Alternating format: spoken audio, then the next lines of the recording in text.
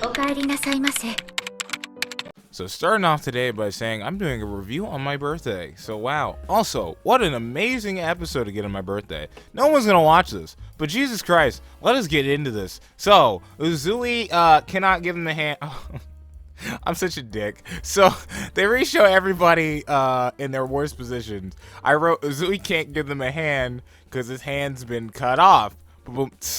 Zenitsu pushes him out of the way, and then Inosuke is stabbed and falling. I don't remember, we see him on the ground. And then we see Tanjiro obviously sad and apologizing as we saw beforehand. And then we see him hit the ground, and he hits the ground hard. And the thing that we get in this episode, it's not a reality check to some degree, but it is rough for the first couple of minutes. So Tanjiro's in his mind after he hits the ground, and he has Nezuko basically in his head, asking him, like I put, oh, she's asking him questions, because these are very, very important issues with his mindset, which is obviously his depression and self-guilt about the whole entire situation that happened in general with Nezuko and them becoming demons, and then probably anybody else he feels like he's let down at the same time. So like she tells him how like even their dad was fallible, he's human, why are you always apologizing? Humans are fallible no matter how hard you try. Like, it's just a thing that will happen to you because you are a human. You're not guaranteed everything just because you try your hardest.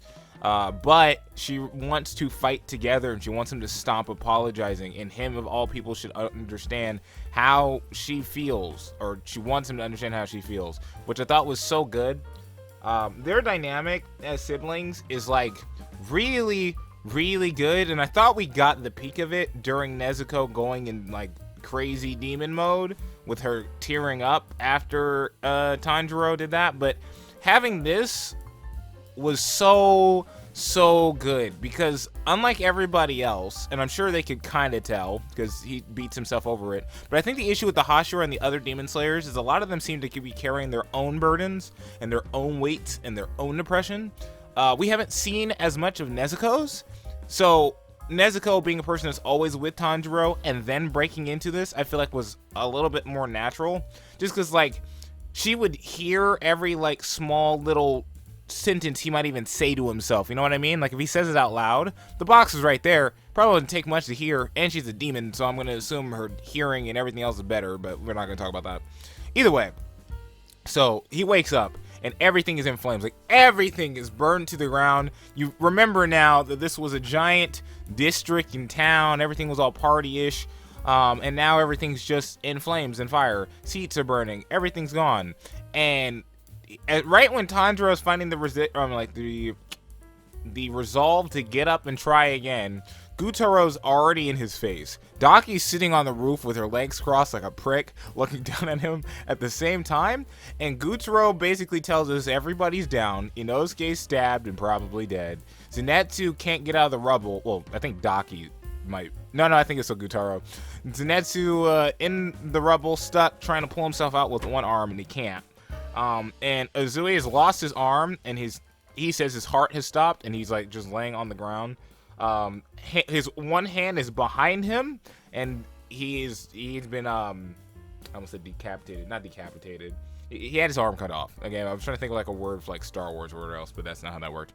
Anyways, so Gutorou starts beating into him verbally, like he is toying the crap with him, because he's like, I'm just gonna watch Zenitsu die. The other two are already dead, so we're pretty much good.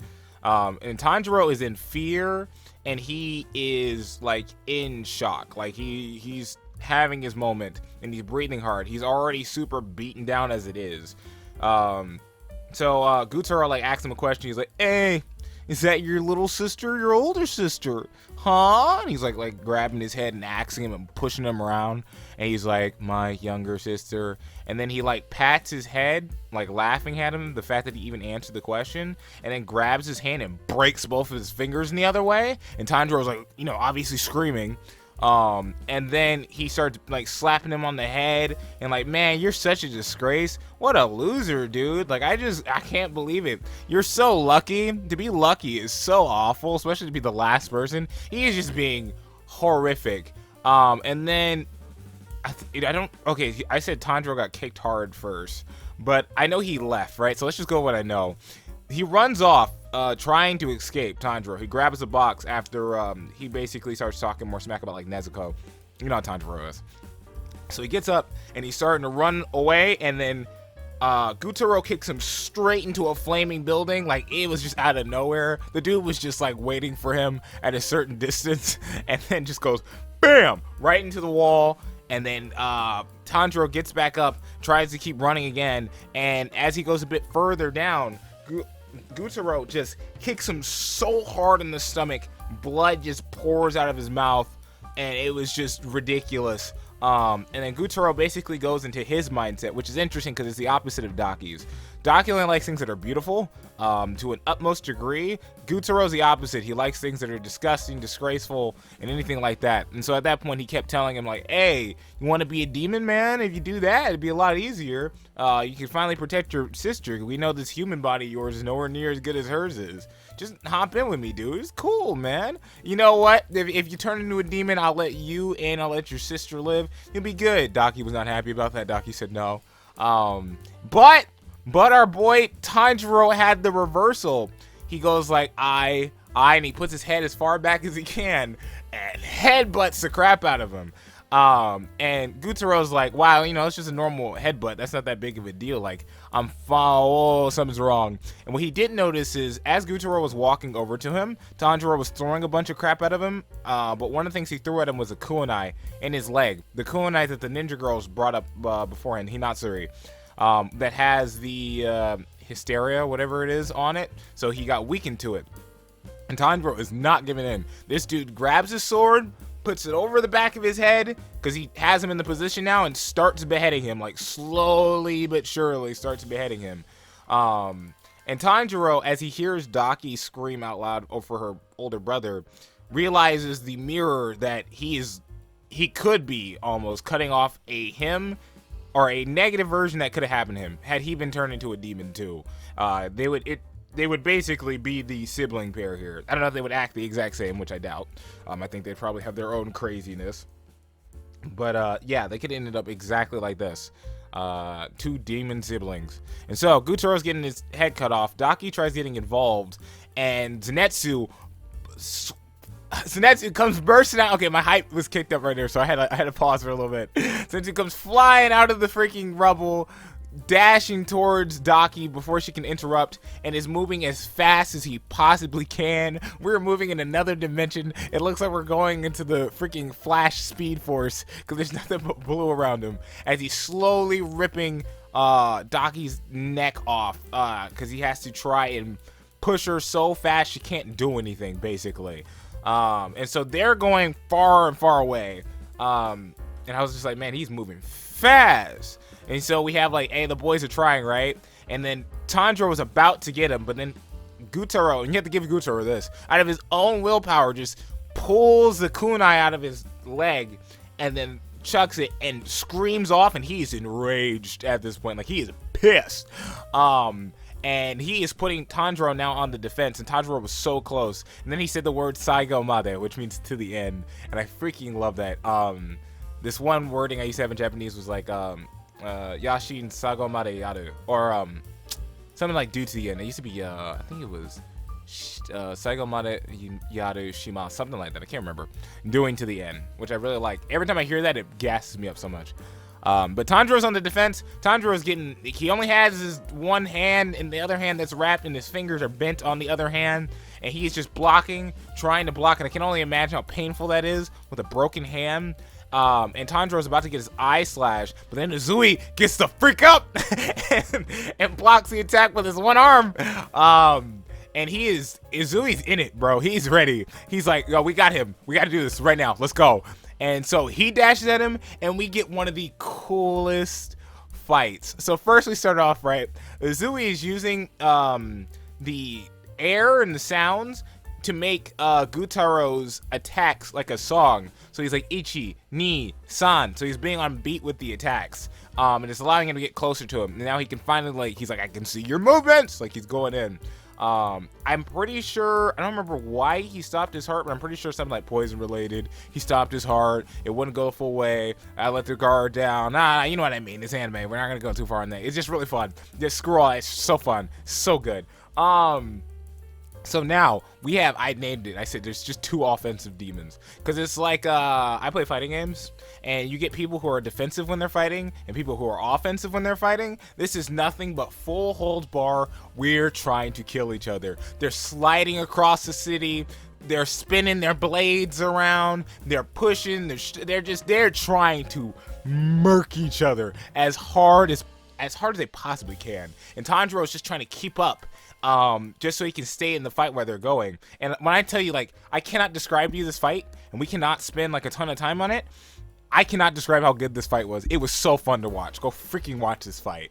Tanjiro. Oh, so this is, I wrote everybody's getting stabbed, bro. This show, what I love about it, I think, is it shows how, like, visceral some damage is. Cause like you get this in Bleach, and you'll get it in Dragon Ball, but it always feels like it's not that bad. Like, they look really hurt, but the next scene, Goku's like, oh, my stomach, I got the blood punched out of me, but I'm all good now, screw my liver. Uzui gets slashed across his eye, face, and chin, and you just see the blood go like pouring out, like spraying out. And as he's doing that, he's like, Tanjiro, get him, because he cut off his arm, and he's pushing him as hard as he can, like running forward. And then Tanjiro hops in to go and slash him, and Tanjiro gets cut right in the bottom of his mouth, and he is just having to focus himself to just cut Gutaro's neck regardless of all the damage he just took. And that one was pretty visceral too. And he starts slashing Gutaro's neck, and Gutaro's like, no, we can still do this. I'm sure Daki just needs to make sure her head doesn't get cut off or whatever else. And also he doesn't think Tanjiro's gonna make it completely through the whole way. But as we see, Tanjiro's scar starts to change, and his hair starts to get more fiery, and he starts getting right through it. He starts cutting through. And Zenitsu's about to run out of energy as he's trying to cut Daki's head, and Daki's like, obviously, the moment you drop this, I'm cutting you to pieces. And we get Zenitsu. He gets up, and ironically, out of all the, like, you know what they call them, like they're just pulling it out, like, hey, man, oh, he actually survived. Out of all these, this one I think makes the most sense. Inosuke lived in the mountains for, like, a very long time. Outside of him moving his organs, that was kind of dumb. He moved his organs around a little bit, but him being immune to poison isn't that shocking to me. That one sounds like it makes a lot of sense. So Zenitsu comes in, the boys are screaming, and they freaking do it. They decapitate both the siblings. And when I tell you the hype, because they show each one of their faces, but they do it in that visceral art style, it was so good. And then after that, both the siblings' heads, they go flying in the air, land next to each other, and then look. And then, obviously, we're all cheering. Suma literally is on some roof over there cheering. We see Hinatsuri's okay, but passed out, and I'm not surprised, right? Makio, like, slaps her in the head. She's like, this isn't over. Like, there's still something wrong. And Tanjiro, we see from his perspective, he's poisoned, and he's having a trip. And I think Uzui's like, Tanjiro, your head. It's not over yet. It's not over yet, but you can barely hear him. The only thing that's giving you anything is the captions, obviously, or the subtitles. And Tanjiro's out of it. He is slowly losing his vision and everything else. And then there's just a giant explosion. Like, just a giant, like, blade art slash thing. And we're just left there. They pulled a stupid Re:Zero episode 18 ending where they don't show you what happens. They just show you the horror and leave you to music. Bro, the freak was this. Oh my gosh, dude, this episode was so good and I'm so mad. But if any episode I could get for my birthday, I'm about to go watch Attack on Titan. Oh my gosh, was this good. Please let me know your reaction to this down below. I cannot tell you how much I loved this episode. It was so good. And then we get a little gag of Tanjiro. The reason why he has such a rock hard head is because his mother once, like, drove away a boar, which they used Inosuke in the example for the boar, and then she headbutts him and it runs off, which is freaking funny. Dude, this episode was top tier. Let me know what you thought about it, and then go look at my other reactions if you have not, so you can watch the build up. I might have to read the manga after the Entertainment District, because this is really good. It's really crazy how hyped that was. I'm going to watch that so much. just to hype myself up. Susume indeed, Baka Brigade. Susume indeed.